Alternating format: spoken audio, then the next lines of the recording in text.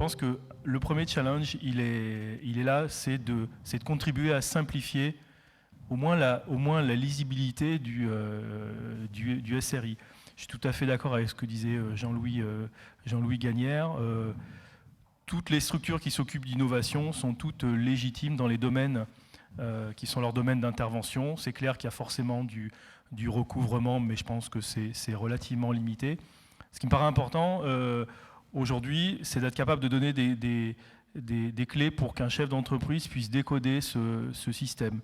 Il me semble qu'on pourrait imaginer une action où, partant du besoin des entreprises, exprimé ou pas forcément exprimé, ce qui est encore plus complexe, mais la vraie richesse est justement là, c'est d'être capable de flécher, mais dans une approche qui n'est pas une approche simpliste, de flécher vers les bons interlocuteurs. Une entreprise primo-innovante, son besoin est clairement dans son cœur de métier. Une ETI qui a déjà l'habitude d'innover, pour elle, ce qui est intéressant, c'est tout ce qui est développement tangentiel, c'est l'usage qu'elle n'a pas imaginé des innovations dont elle dispose. Et je pense que ce genre de choses, l'Hardy peut le faire. La vision que j'ai autant les choses me semblent à peu près organisées ou facilement organisables ou facilement interfaçables côté entreprise. Aujourd'hui, je sens qu'il y a quand même un gap plus important entre, par exemple, l'Hardy et puis ce qui peut exister en termes d'offres du côté de à la fois la recherche publique et privée. Et je pense que, à mon sens, un des vrais défis est là. La question aujourd'hui, elle est de la concurrence, elle n'est pas de la concurrence entre des entreprises innovantes et des entreprises qui ne le sont pas. La concurrence, elle est entre des entreprises innovantes. Et ce qui fait la différence, et ce qui au final fait le succès des entreprises, c'est la capacité à aller plus vite depuis les connaissances nouvelles jusqu'à l'innovation. Et ça demande d'être capable de formaliser ce lien qui existe entre le besoin d'innovation du côté des entreprises et l'offre en termes de connaissances nouvelles qui existent à la fois du côté de la recherche publique et de la recherche privée. Donc ça veut dire que le lien avec ce qu'on appelle les hubs, hein, donc les offres technologiques, me paraît particulièrement important.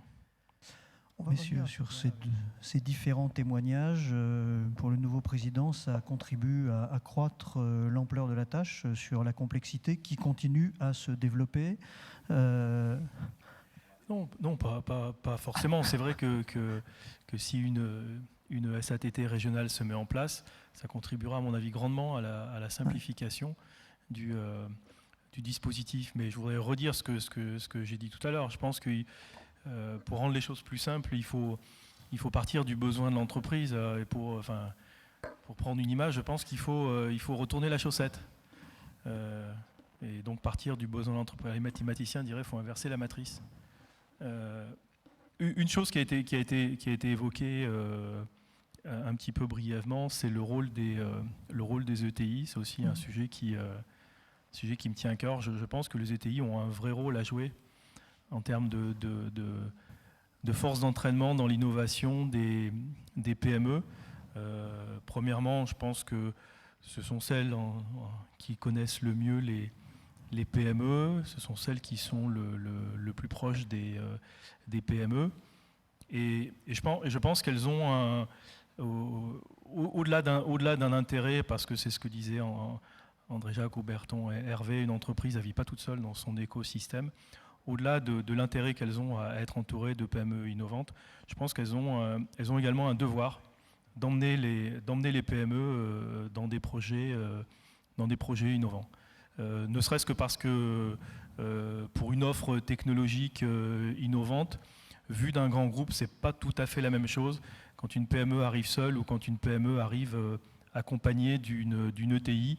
On parle dans le plan PME des relations de Nordord pour Nordord. Pour l'avoir vécu, je peux vous assurer que ça change complètement les choses. La PME n'est pas vue du tout de la même manière et les relations démarrent sur un angle qui est complètement différent. Donc ça me paraît particulièrement important. Donc ça, pour vous, ça fait partie des axes sur lesquels il faudra travailler. Tout à fait. Il y a une action qui avait eu lieu en 2011 qui avait été couronné de succès, que l'Hardy avait lancé. Je pense qu'il faudra la dupliquer et la multiplier. Une autre chose sur laquelle je voudrais insister aussi, c'est que je pense qu'un des rôles de l'Hardy aussi, c'est de contribuer à l'émergence de projets et de sujets collaboratifs aux interfaces des structures que sont les pôles de compétitivité. Les pôles de compétitivité creusent des sillons. C'est la mission qu'on leur a confiée.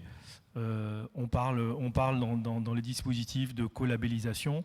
La collabellisation, aujourd'hui, c'est un processus beaucoup plus formel qu'une co-création entre des pôles de compétitivité. Je voudrais dire 2 mots de l'Europe. Un des effets collatéraux de la création des pôles de compétitivité, c'est que beaucoup d'entreprises innovantes et un certain nombre d'acteurs de la recherche publique et privée sont sortis des réseaux de la recherche communautaire parce que simplement il était plus facile d'aller chercher du financement sur des projets à risque au niveau national à travers le FUI et l'ANR. Et on fait ça quand même depuis maintenant presque 7 ans. 7 ans à l'échelle des réseaux, c'est énorme. Ça veut dire que les réseaux qui existaient aujourd'hui, ils existent toujours, mais sauf qu'on n'est plus dedans. La France avait déjà une participation, que ce soit en termes de PME, de ETI, qui était relativement faible dans les programmes communautaires. Je n'ai pas vu les chiffres récents, je suis à peu près persuadé que ça a vraiment dû s'amplifier. Il y a un vrai challenge à relever aujourd'hui et je pense que c'est une urgence parce qu'il ne faut pas être naïf.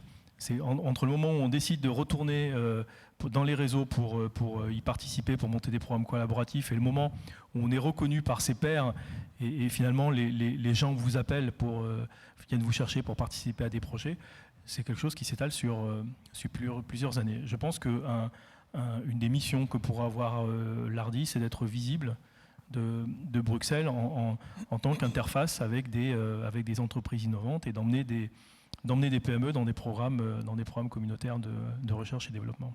Et donc